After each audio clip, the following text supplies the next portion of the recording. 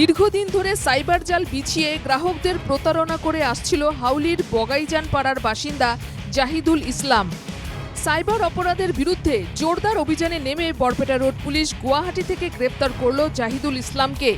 বহুদিন ধরে গুয়াহাটিতে আত্মগোপন করেছিল জাহিদুল, তবে শেষ রক্ষা হয়নি। গুয়াহাটির সাতগাঁও থেকে গ্রেপ্তার জাহিদুল ইসলাম বিভিন্ন ই-কমার্স প্ল্যাটফর্মের গ্রাহক এবং ব্যবসায়ীদের প্রতারণা, ভুয়ো পরিচয়ে স্মার্ট কার্ড, ক্রেডিট কার্ডের নম্বর সংগ্রহ, তারপর সেই তথ্য কাজে লাগিয়ে ব্যাংক অ্যাকাউন্ট থেকে টাকা তুলে নিচ্ছিল জাহিদুল ইসলাম। বরপেটা রোড পুলিশ সাইবার অপরাধের বিরুদ্ধে ধারাবাহিক অভিযানে নেমে বেশ কয়েকজন সাইবার অপরাধীকে গ্রেপ্তার করেছে। এবারে গ্রেপ্তার হলো কুখ্যাত সাইবার অপরাধী জাহিদুল ইসলাম। ঘটনাটি নিয়ে সাধারণ মানুষের প্রতিক্রিয়া শুনে নেওয়া যাক।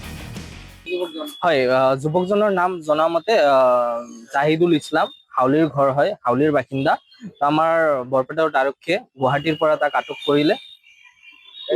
এইটো বহিৰাজ্যৰ লগত জড়িত থাকিব পাৰে, এইটো এতিয়াও ক'ব নোৱাৰি, যিহেতু আৰক্ষীয়ে এইটো অভিযান চলাব, এতিয়া আৰক্ষীয়েহে ক'ব পাৰিব।